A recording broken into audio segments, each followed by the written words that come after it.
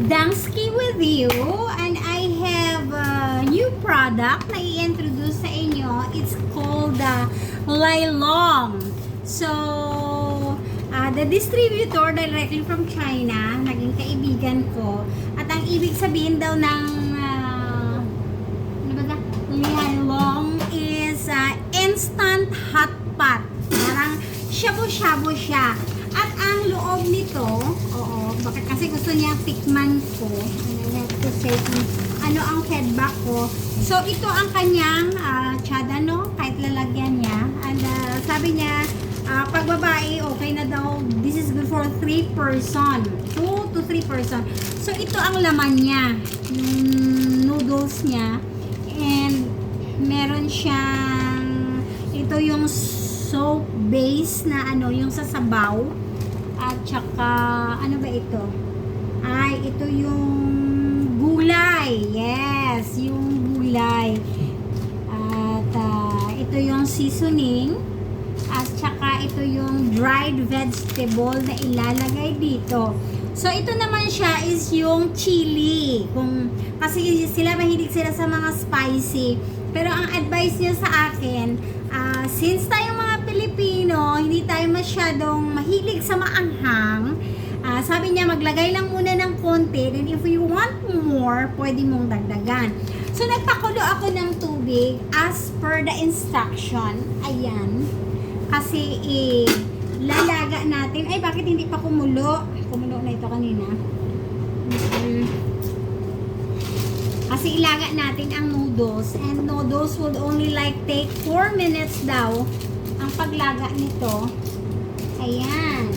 I think meron siyang 3 colors. May white, may yellow, at saka green. I don't know why. Pero, yeah. We will see. Hindi na nga ito nga, ano ganito? Tong? No, 2?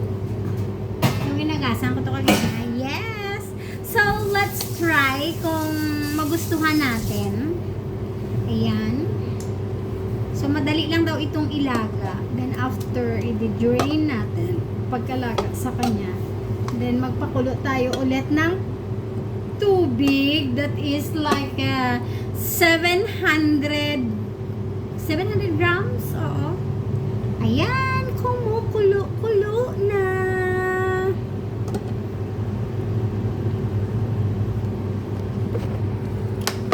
So, let me see. Ayan. Pinapakuluan natin. Tingnan natin kung ano. Kasi gusto niya na I will give the feedback.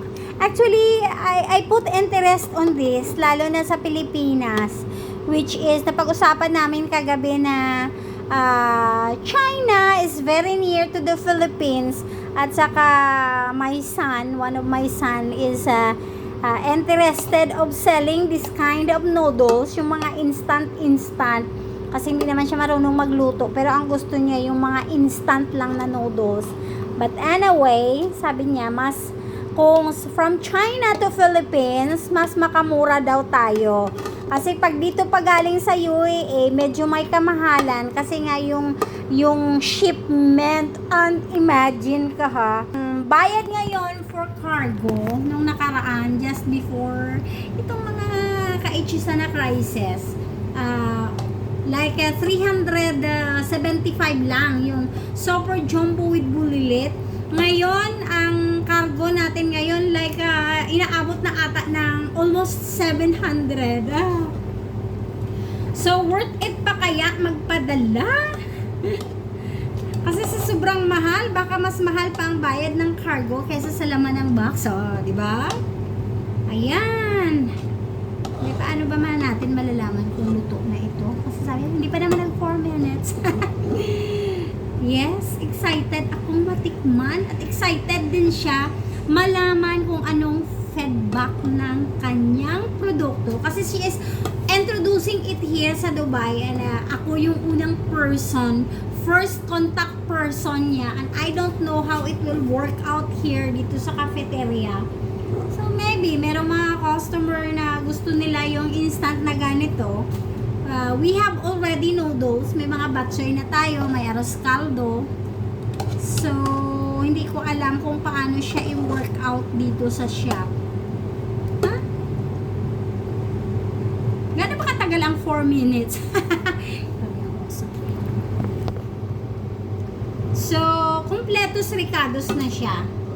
Oo, may mga lutos, may mushroom. Tingnan natin mamaya kung ano ang resulta at ang mga laman nito. May mga dry. Sabi niya sa akin, sabi ko ano ba ito? So, this is the soap base. Kung kumakain kayo sa mga hot pot, kita nyo yung meron mga mapula-pula. So, but this is not there is no spicy in here. Ito ang magpapaanghang ng ating hot pot. Ayan. The good thing is, this hot pot, you can only prepare for like a 7 to 10 minutes lang daw. May 4 minutes na ba, be? I think so. So, ito na ang kanalalabasan niya. So, ang instruction niya, binigyan niya ako ng instruction na i-drain siya. Kukunin ko muna.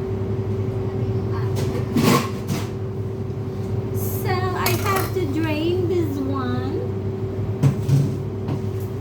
Ayan. Sabi niya, hindi daw mag-exceed ng 700 grams, 7 ml na water. Pero ako, tansya ko lang. Kasi sabi niya, pag magsubra daw sa 700 ml, the taste will become different. So, tinansya ko na lang. Gaya ng sa pagluto ng noodles. So, we will wait na kukulo ulit. Ang unang ilalagay ito, yung soap base niya. Ang mainchi kasi yung mga ano natin, mga Thailander, kasi nabilong tayo sa Asian eh. Pero sila, mahilig sila sa mga noodles, yung mga ganitong mga instant, easy life. Ayan. So, hintayin na muna natin na kulo.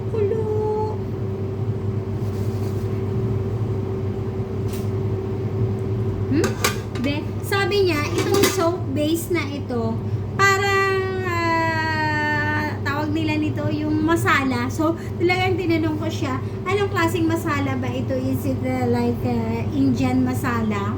Kasi most of the Filipinos, nagugustuhan rin nila, but some, parang ayaw nila yung medyo matapang na masala. So, sabi niya, no, this is pure Chinese masala. We will see.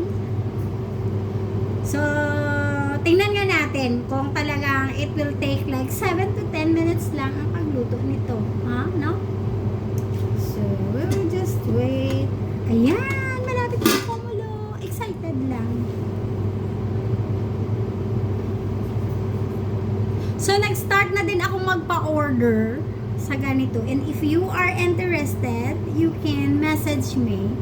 No, I will show my number later para makita ninyo. You can send me WhatsApp. And pag ako ang magsabi na masarap, talagang masarap yan. Kasi kahit nagluluto ako, I myself, talagang ginajudge ko, nagfe-feedback din ako sa mga niluluto ko. If it is tasty, if it is good or no.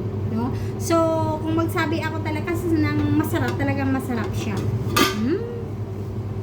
Malapit na.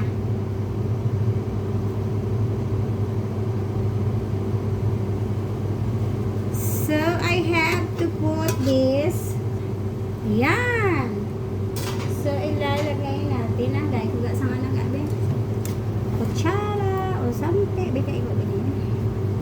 Ayan, ilalagay natin ang mga anik-anik.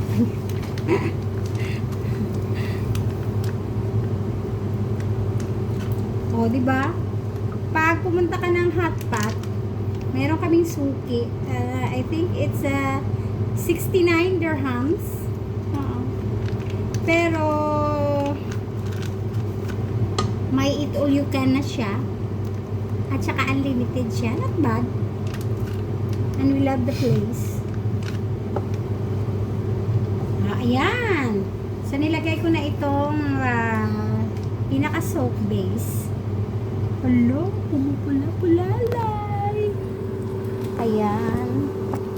Yes! Talagang ganito ang sa demonstration niya. Ayan.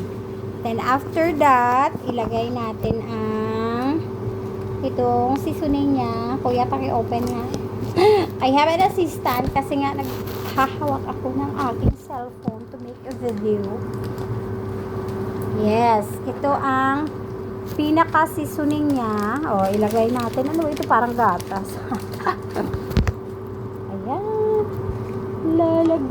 Lagay na natin. Hulog-hulog na lang lahat. Dalawa pag. O, diba? And the thing is, sa packaging niya, swak na. O, diba? And I asked her, pwede ba, ito na ang dried, ano niya, yung mga dried vegetables. Sayang, may nahulog konti. Sabi ko, pwede bang lagyan ng mga vegetables, tofu, or any balls. Naka 11 minutes na, not bad. O, ayan, meron siyang, I think lotus. Ilalagay lang dyan. So, since na ang mga kasama ko, they want spicy, syempre. So, maglagay tayo ng, sige ga, konti lang ga. Yes, bebe. Ayan. Lagyan lang natin ng konti. They can add if they want more maanghangan. Kasi ako, I don't have the tolerance sa maanghang. Hala! See, parang shabu-shabu nga talaga. Diba? And then, ito na, ang ating noodles. Ayan. So, as you can see, ito ang noodles. May green, may puti, may yellow. Ayan. Ay, nako. Ayan.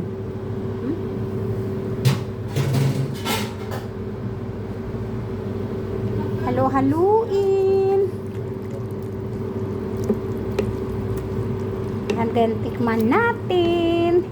Tikimin natin. Hala! See, pwede kang maglagay dyan ng anything na dahon siguro if you want. Ayan, kuha lang ako ng kutsara para matikman natin ang lasa. Saan ga? 12 ga? Ano nga tawag siya? Tikoy. Oo, de. Tikimin natin. Kung anong lasa, be.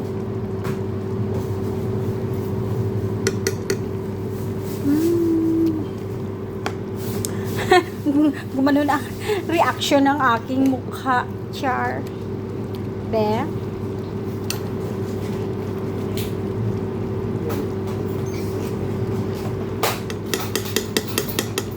Okay lang naman siya para sa akin. Yes, parang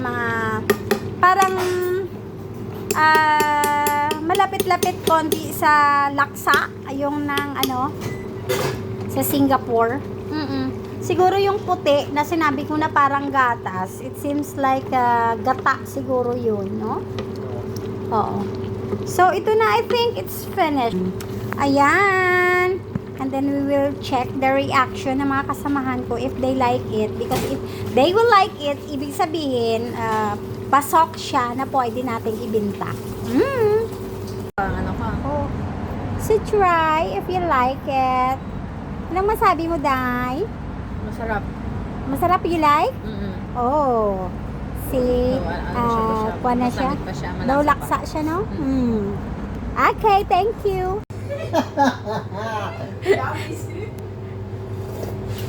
So, what can you say? 1 to 10?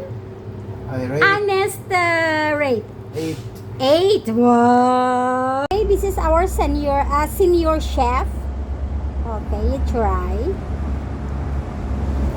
Okay. What is your rating from 1 to 10? 5? 5? Hindi pasado sa kay chef. Okay, thank you. I'm not a Chinese.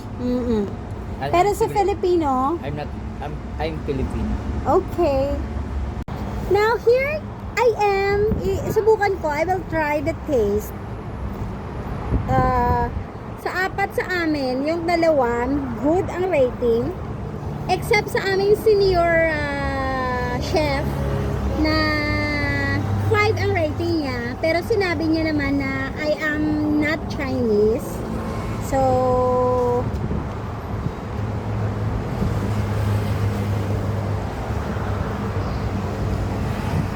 oo nga, parang shabu-shabu siya at gaya ng sinabi ng isang staff namin na mas masarap pa ito sa shabu-shabu na pinupuntahan namin. Yay! Parang masabi ko na may similarity din siya sa laksa. Yung laksa na kinain namin sa Singapore. If you are familiar ng mga pagkain nila. So actually, number 1 na pinaka signature na food ng mga Singaporean, mga inchik, yung laksa.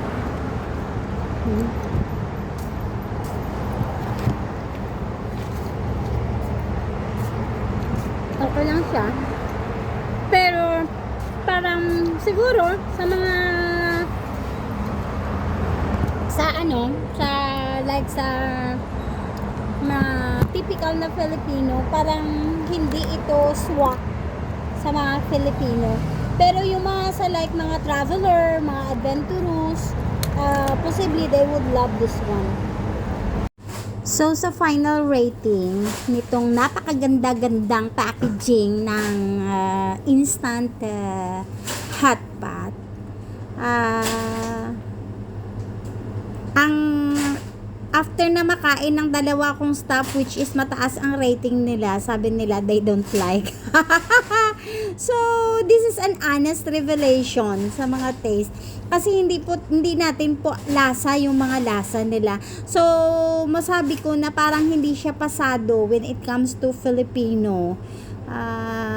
Sa iba siguro na medyo mahilig sa mga ganito na masyadong maraming spices, okay lang. Pero for me, I don't really recommend it.